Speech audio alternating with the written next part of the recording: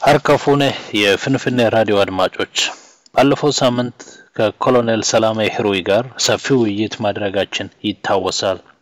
ከአድማጭ በደረሰን ጥያቄ መሰረት በተወሰነ ደረጃ ወደ ኋላ ተመልሰን ለማንሳት ሞክረናል። በመሆኑም በተወሰነ ደረጃ ድግግሞሽ ሊሰማ ይችላል። ሆኖም ግን ኮሎኔል በሰፊው ስላጫወቱን ብዙ ዕውቀት ታገኙበታላችሁ የሚል ግምት አለን። ክፍል 5ን ስላዳመጣችሁ እናመሰግናለን። መልካም ጊዜ ከፍንፍኔ ራዲዮ Radio Finfinne. This station will provide intellectual conversation and entertaining music 24 hours every day. እርሶ እንደው እንደ ሰላሌ ልጅ ከብቶች አልጠበቁም ወይ? ከጠበቁም ስንት ከብቶች ነበሩ? ስንት በጎች ነበሩ? እነዚህን ያጫውቱና።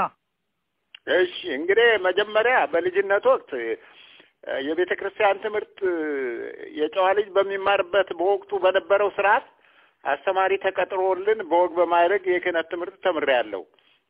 የኛን የቤተክርስቲያን ትምህርት መማሩ በጣም አስፈላጊ ነበረ በወቅቱ። እኔ የተማርኩት ዜማ፣ ውዳሴ ማርያም፣ መስተጋብእ፣ አርባዕት፣ ሰለስት፣ አርያም፣ ክስተት፣ ጾመ ድጓ የመሳሰሉትን ነው የተማርኩት። ትምህርቱ በሁለት አበይት ክፍሎች ነው የሚከፈል። አንደኛው የመዘምራንና የብሉይ አዲስ መምህር ወዘተርፈ፣ ሌላው ደግሞ ሁለተኛው የልዑካን ቀሳውስት ዲያቆናት ትምህርት ነው። በመሰረቱ የኛ ትምህርት ባለቤት አጥቶ ነው እንጂ በጣሙን የሚያኮራ ትምህርት ነው። የታሪክ ቦታዎችን ማየት ራሱ እጅግ የሚያኮራና ለምርምርም ትልቅ መሰረት ነው። እኔ በልጅነቴ ይህንን ትምህርት እየተማርኩ በአንጻሩ በልጅነት ውሃዋና፣ ፈረስ ግልቢያ፣ ተኩስ እለማመድ ነበረ። ከብቶችም ብዙ ከብቶች ነበሩን። እንደው ባጭሩ እንኳን ለመጥቀስ የወላጆቼ ጥማድ በሮች ወደ 4-5 ጥማድ በሮች ነበሩ። የሚታለቡ ከብቶችም ነበሩ። በነገራችን ላይ እኔ በወተት ነው ያደግኩት። በጣም የሚደንቀው 5 የጊደር ወተት ማንም ሳይነካ እነሱን ጠጥቼ ነው ያደግኩት።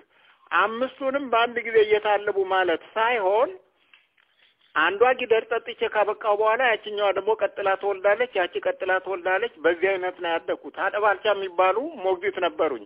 አባብዬ ያንን አርገተ ያረ ሲሉኝ እጅግ በጣም ነበር ምረካው። አለ ወተት ሌላ ነገር አልቀምስም። እኔ ወደ ቤት ከጨዋታ ስገባ ኤሌምቷን ነው ማያት። ኤሌምቷ በጣም የምታምር ነች። ግድግዳ ላይ ትሰቀላለች። አዚያ ላይ ያስቀምጡልኛል። አጠባልቻ ይባላሉ የኔ ሞግዚት። በጣም የተባረኩ ሴት ነበሩ። እና ፈረስ ግልቢያም ተኩስም ለማመድ ነበረ። ዘመዶቻችን ሰንጋ ፈረሶች ተቀምጠው ወላጆችን ለመጠየቅ በሚመጡበት ጊዜ ፈረሶችን ፈትቼ ወደ ሜዳ ወጥቼ መጋለብ ነው። እኔ አይነተኛ ስራ ይሄ ነበረ። አንዳንዴም ወድቃለሁ። ዋና አባይ ድረስ ሄጄ ዋኝ ነበር ከሌሎቹ ጋር ይሆንኩ እና ለሌሎቹ መዋኛ ቦታዎች ነበሩ። እነሱ የሚያህል አነስተኛ ናቸው። እና እነዚህን የመሳሰሉት ነገር በህፃንነቴ ሰራ ነበረ። ገበሮችም ሲያርሱ አጠገባቸው ሄድኩ፣ እርፍ እየተቀበልኩ አርሳለሁ። ከብቶችም አብሬ ከረኞች ጋር ጠብቃለሁ። በጣም ደስ የሚል ነው። ሰቃ ውስጥ ነው የምንውለው። መሳቂያ እየቆረጥን እንፍቃለን። በአህያም እንጋልባለን። መጀመሪያ ግልቢያውን የጀመርኩት አህያ በመጋለብ ነው። ከዛ ነው የጀመረው።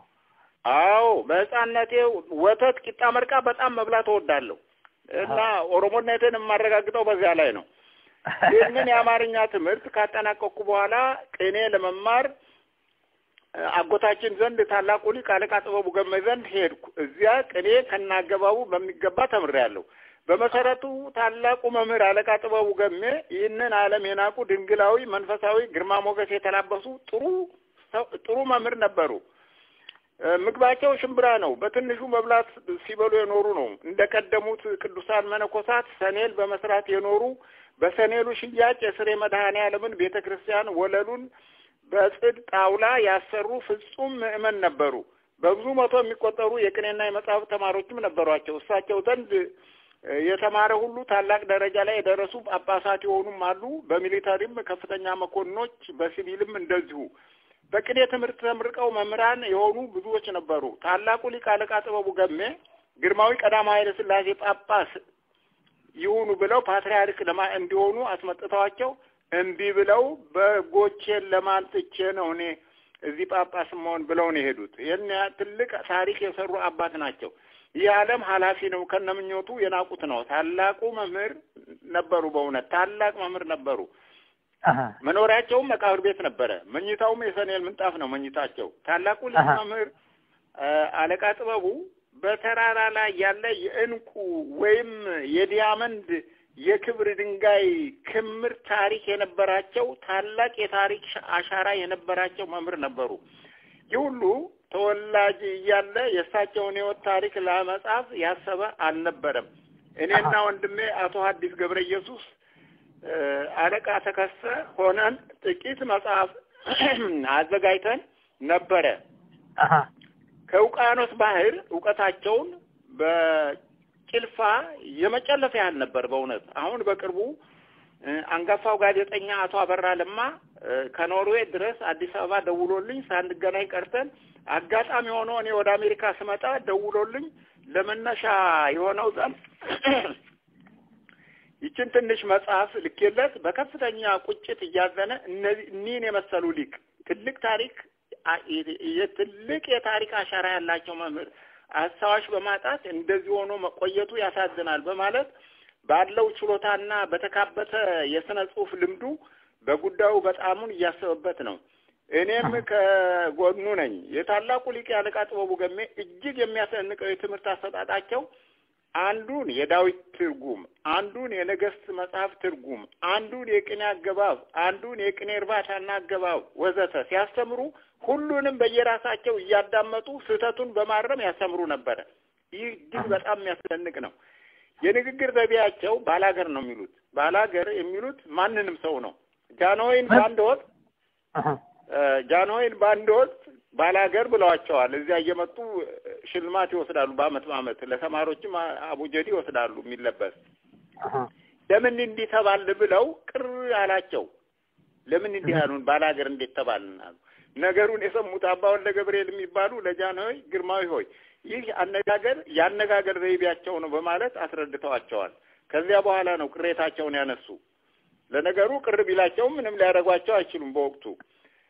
ቅኔውን እሳቸው ዘንድ በሚገባ ከተማርኩ በኋላ ታላቅ እህታችን ወይዘሮ ሰምራ ህሩይና ባለቤቷ አጋፋሪ እስጢፋኖስ ገብረ ስላሴ ለመቤታችን በዓል ጓጾን መጥተው ስለነበረ ሲመለሱ ይዘውኝ ወደ አዲስ አበባ መጡ።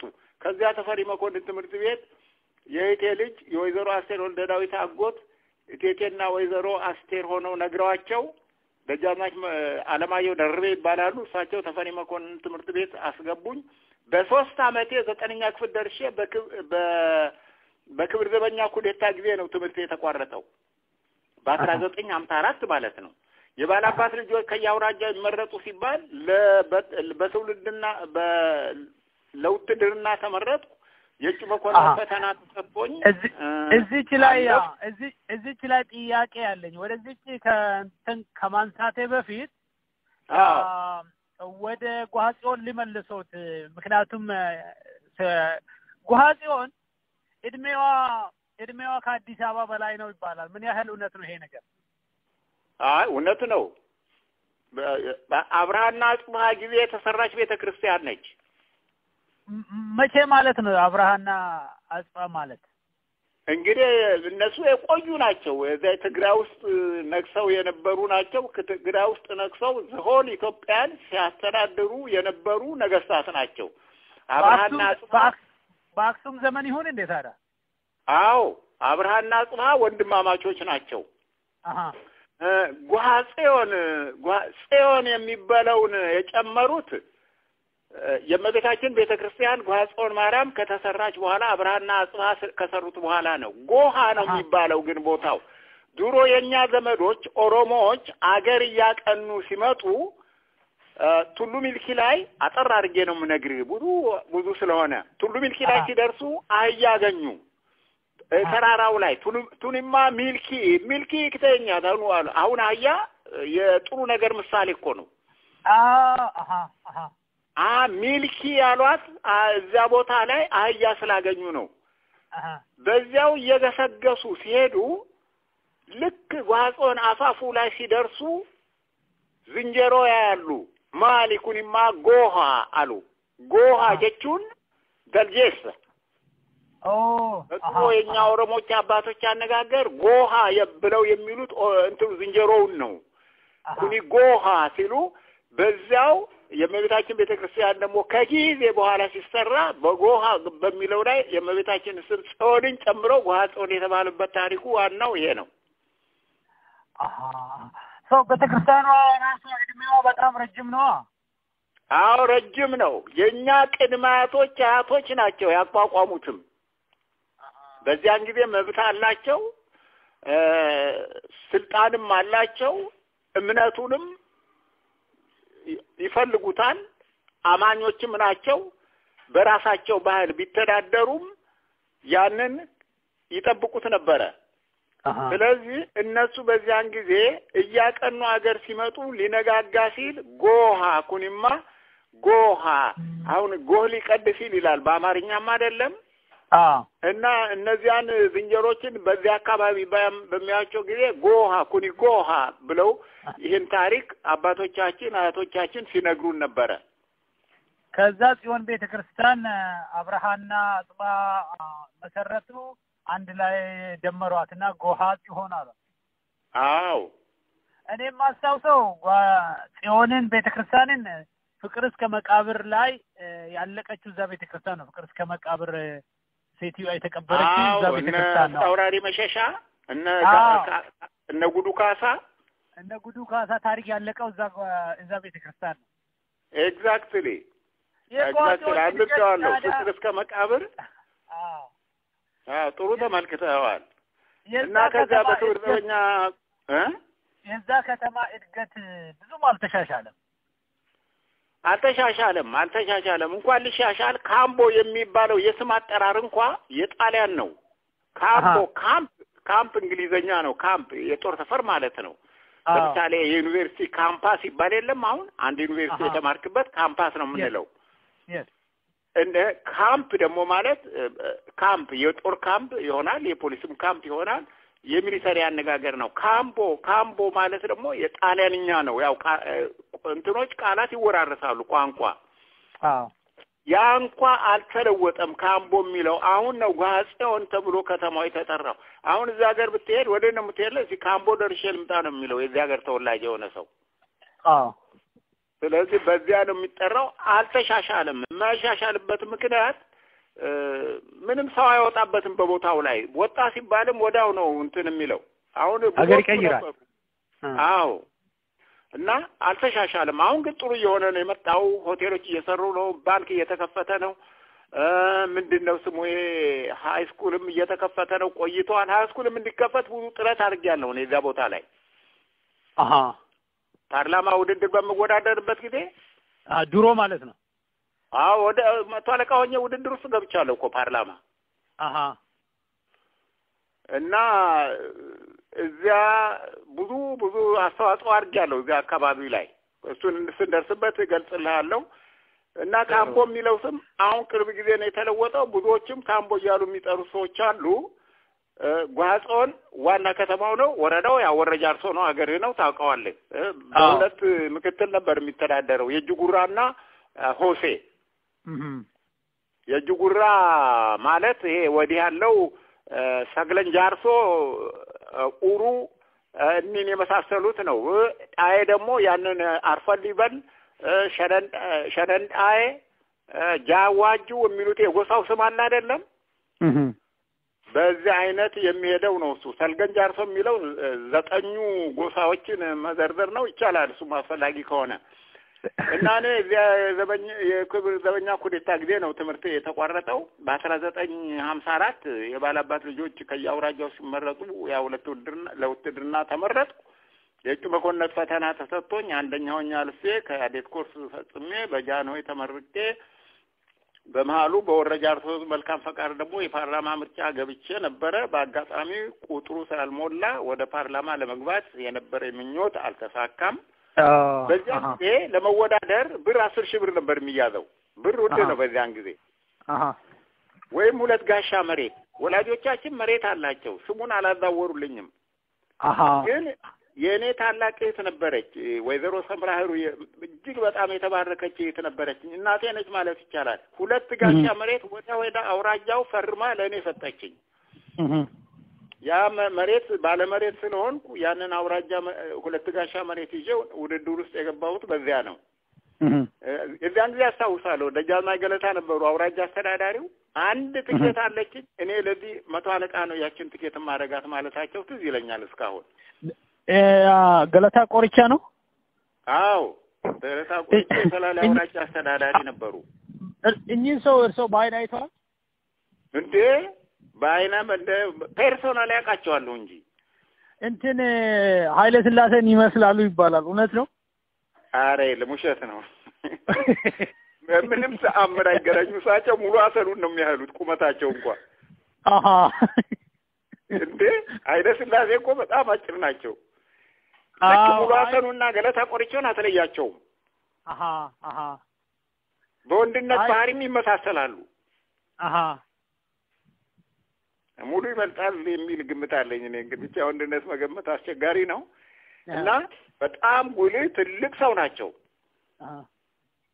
ኦኬ አይ የተሳሳተ ኢንፎርሜሽን ነው ማለት ነው ምንድነው በጣም የተሳሳተ ነው በፍጹም አይቀራረብም እኔን የወለዱኝ ንጉስ የኃይለ ሥላሴ አባት ነው አላቸውና ከዛ እንዴት የንጉስ ዘርነኝ ትላለ ጥፋ ከዚህ አሉት ነው እንግዲህ የሰማው ራስ መኮንን ናቸው ለሉኝ አዎ ያለው ነገር ነው እንደዚህ የሆነ እኮ ነው ታሪክ የሚበላሸው አዎ እንደውም በዛ ለመቅጣት ወደ መራቢቴ ላኳቸው ሰውየው ወደ ከተማ ሳይመለሱ እዛው ኖሩ ነው የተባለው አረ የለም በጣም ወዳጅ ነበሩ 56 ዓመተ ምህረት የሶማሌ ውጊያ አልነበረም አዎ ሄደው ትጥቃቸውን እንደታጠቁ ቁምጣ ለብሰው 2 ጥምጥም ዝናር ታጥቀው መውዘር ጠበንጃ ይዘው ጃኖ ጋር እየፎከሩ ገብተው ሶማሊያ ሀገር ልዝመት ብለዋል እንግዲህ ኦኔ የነበራቸው በጣም ጀግና የነበሩ ሰው ናቸው ኢንተረስቲንግ ሌላው የአቶ የጥበቡ ገሜ ታሪክ ላይ በስንት እድሜ ነው ያረፉት በ98 ይሆናል 98 በጣም ኖሯል እንዴት ተቻለ እንዴት ሰው በሽምብራ ብቻ መኖር ይችላል የእግዚአብሔር ፈቃድ ነው የእግዚአብሔር ኃይል ነው ስጋና ጮማ የበላ ነው የሚመስሉት ስታያቸው ሱካን ጭማቂ የሚጠጣ ልዩ ልዩ በቃ ምግቦች አሉ አይደለም ኢንግሪዲየንታቸው እንደው የተሟላ ምግቦች አሉ እሱን የሚበሉ ነው የሚመስሉት ደግሞ ከኛ ጋር የተወለዱ አይመስሉም ልክ ቀይ ናቸው በጣም እና ያንኑም ሽምብራዋን የሚቀምሱት ከቀኑ በ11 ሰዓት ነው ሌላውን ሰዓት ይጾማሉ ሲያስተምሩ ነው የሚውሉት ቁጭ ብለው ባላገር ነው የሚሉት እቺ ባላገር ምትለው ምን ማለት ነው ዘይቤ ነው አሁን አንዳንድ ጊዜ ስትናገር አንድ የባህል ቋንቋ አይኖርህም አዎ የራሳቸው ነው ስታጫውታቸው እንደነ ባላገር ነው የሚሉ ባላገር እንደነ ባላገር በቃ የንግግር ዘይቤያቸው ነው ይሄ ማንንም ይሁን ማን ሴትም ሆነ ወንድ ባላገር ነው የሚሉት የሀገር ባለቤት ማለትም ሊሆን ይችላል ኤግዛክትሊ ጃኖ እንደው ቅራላቸው እንጂ በሌላ መልኩ እኮ ባላገር ሲሏቸው አገሩ ያንተ ነው እንደማለት ነው በጥሩ ሁኔታ ቢተረጉሙት ኖሮ እንደዛ ነው እንደዛ መሆን ግን በሌላ መልኩ ስትተረጉመው ደግሞ ባላገር ማለት እንዳልተማረ ሰው የገጠር ልጅ እንደዚህ የሚያደርጉ አሉ ለምሳሌ እገሌ ጨዋ ልጅ ነው ይላል አሁን እገሌ ደረጀ እኮ ጨዋ ልጅ ነው በጣም እንደዚህ ያለ ቦታ የተወለደ ነው ግን በመጥፎ የሚተረጉመው ሰው ደረጀኔ ጨዋ ልጅ ነው ስትለው እኮ አባቱ ያልተማረ ነው ማለት ነው ይላል እኔ ደግሞ ደረጀ ጨዋ ልጅ ነው ስል ከጨዋ ቤተሰብ የተወለደ ነው ሐረጉ ብዙ ነው የኦሮሞ ልጅ ነው በእንዲህ ያለ ቦታ የተወለደ ነው የእናቱ አባቱ ነገሌ ናቸው የአባቱ አባት ወትውልዱ ዘመዶቹ እነዚህ ናቸው ብዬ መግለጼ ነው የታወቁ ነው ማለት ነው አዎ ወደ እርሶ ውትድርና እንምጣ ሲመለመሉ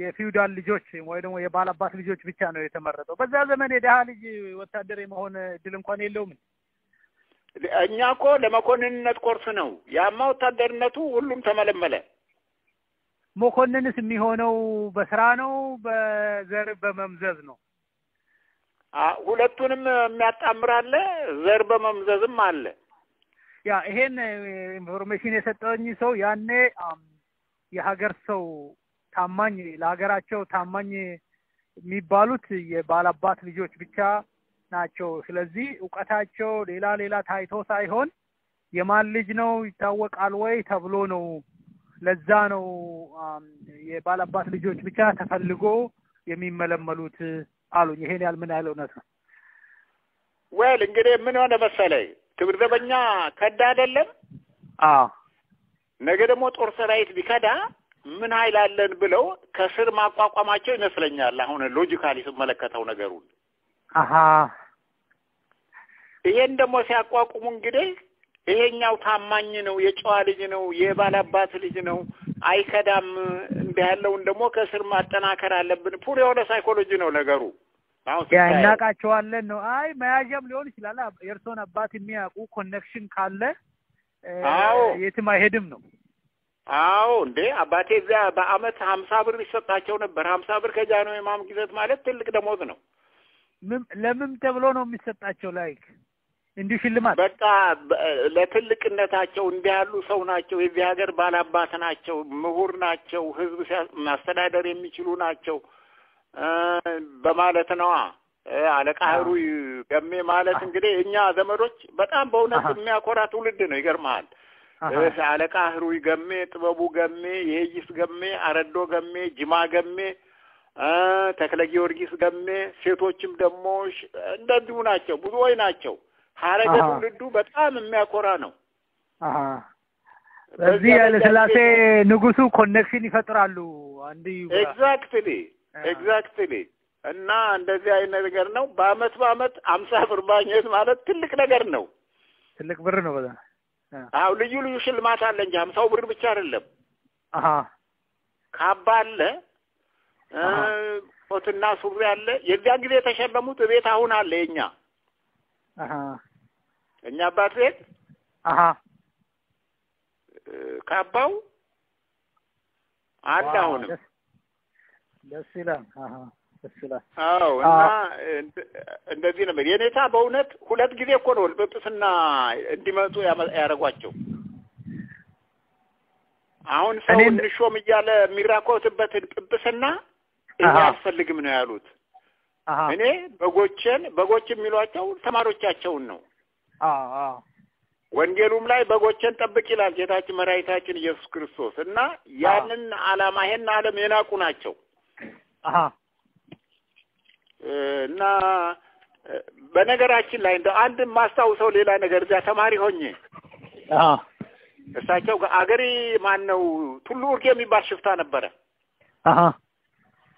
ቱሉ ኡርጌ አቦቴው ሂደቡን ታውቀዋለህ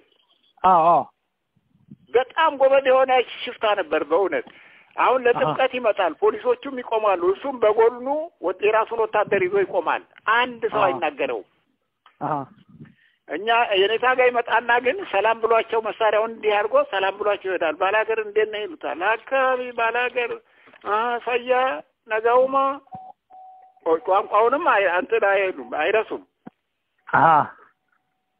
ይናገራሉ ሽፍታው ጸባይ ይገዛል እሳቸው ጋር ሲደርስ እንደ በጣም ይገርማል እኮ አገር እኮ ያንቀጠቅጣል በአካባቢው ሰምቻለሁ ቱሉ ኡርጌ የሚባል ሽፍታ እንደነበረ በጣም እኔ ልጅ ነኝ በጣም አስታውሰዋለሁ አረሳውም እህልና አስፈጭ ሄደን ባቲ አባየዋ የሚባል ነበር ያንን ውሃ ልንመልስ ስንሄድ ባትሪ ያበራ ስንሄድ መጡብን ድንገት ሽፍቶቹ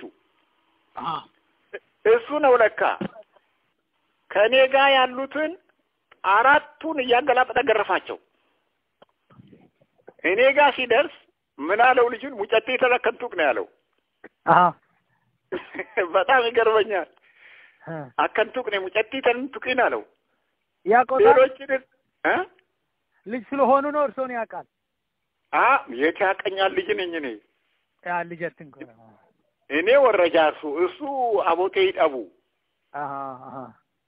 እዚያ ነው እና በኋላ የተገረፉት ልጅ ደና ቀመሳችሁ ይያልኳቸው ስስቅባቸው እነሱ ደግሞ መልሰው ሊመጡ ይፈለጉ ዞር በልብን ትመታኛለህ አልኩት እና እንደዚህ አይነት ሽፍታ እኔ ግርም ይለኝ ነበር እሱ ሰውዬ እኮ ቱራ ቁርቢ የሚባለው የት ነው ዳይ ወደ ታች ነው ወረጃርሶ ነው ጓዚዮን ነው ወረጃርሶ ነው ዳይ ነው እንጂ ሳይቾም ባላባት ናቸው መሰለኝ ባላባቱ ባለመራስ ስሜ ብሩ ናቸው ቱራ ቁርቢ በመንደር ነው ደግሞ በደረጃቸው እንደዚሁ ባላባት ናቸው ግን አንድ ቁጥርና አንድ ቁጥር ልሰጠው ትችላለህ ነምበር 1 ነምበር 2 አለ አይደለ